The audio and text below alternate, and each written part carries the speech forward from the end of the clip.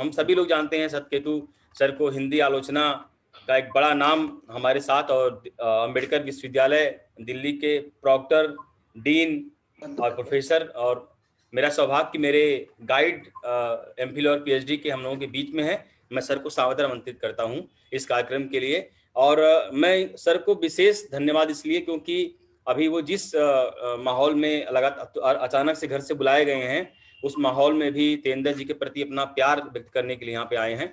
बहुत बहुत आभार सर, आपका स्वागत है। आप जो भी कहना चाहें तेजेंद्र जी के बारे में। सत्यकेतु सांकृत जी। मैं सबसे पहले अपने बड़े भाई को प्रणाम करता हूं और उनके जन्मदिन पर उनको बधाई देता हूं। मेरी शुभकामना है और मेरी चाहत है कि तेजेंद्र जी अब तक जो कुछ लिखते आए हैं उसी तरह से अपनी नैया खेते रहे।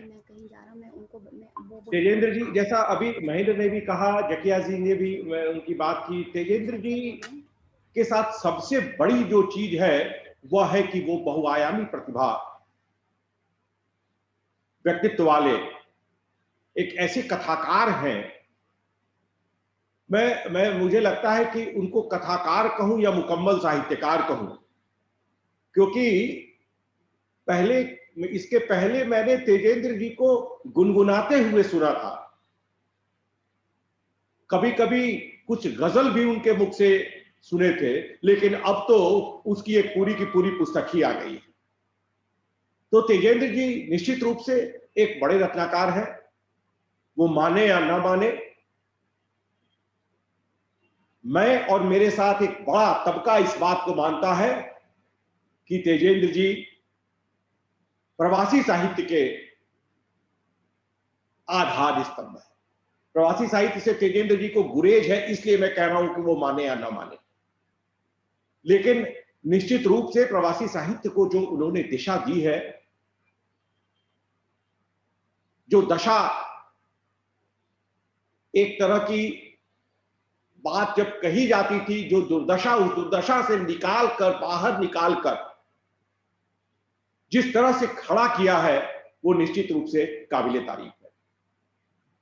तेजेंद्र जी की कहानियों की चर्चा तो हम करते ही आए हैं। बड़े रचनाकार हैं, बड़े कथाकार हैं।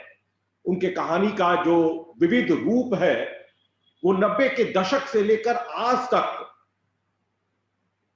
बहुत सारे आयामों को लेकर चलता रहा है।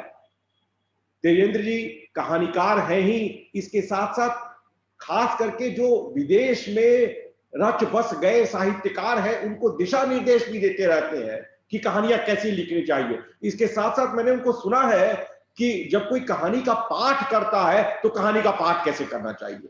तो एक कहानी की रूपरेखा को लेकर उसकी एक मुकम्मल तस्वीर उनके माध्यम से उभर कर सामने आती है। प्रवासी साहित्य का, प्रवासी जीवन का वैविध्य हमारे सामने दिखाई पड़ता है। विदेशी पृष्ठभूमि में रहकर, विपरीत परिस्थितियों में रहकर एक ऐसे सशक्त साहित्य की रचना करते हैं जो किसी भी साहित्यकार से दो हाथ करने को तैयार है।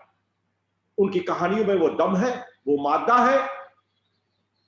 और मैं तो बार बार ये तेजेंद्र जी से और तेजेंद्र जी के माध्यम से प्रवासी साहित्यकारों से ये बात कहता रहा हूं कि आलोचक का मुख मत जोड़िए, आलोचक के पीछे मत भागिए।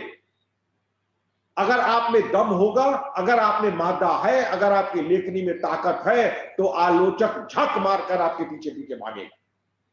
और तेजेंद्र जी ने यह दिखा दिया है अपनी कहानियों के माध्यम से। अब तो कविताओं के क्षेत्र में भी वो आ गए हैं। और मेरी मेरी मेरी मेरी बहुत इच्छा है, मैं बहुत दिनों से इंतजार कर रहा हूं कि एक अच्छा उपन्यास तेजेंद्र जी के माध्यम से आएगा।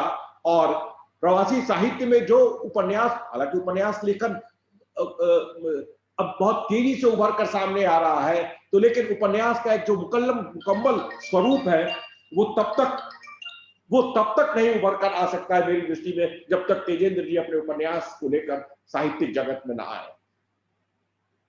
आज तेजेंद्र जी का जन्मदिन है। तेजेंद्र जी के जन्मदिन पर हम सब यह शुभकामना करते हैं कि वो दीर्घायु हो,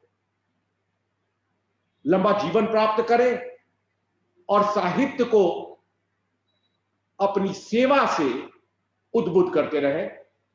मैं आज अपनी बात यही कहकर समाप्त करता हूं और एक बार पुनः उन्हें प्रणाम करता हूं और इस जन्मदिन पर उनके मैं बधाई देता हूं। नमस्कार।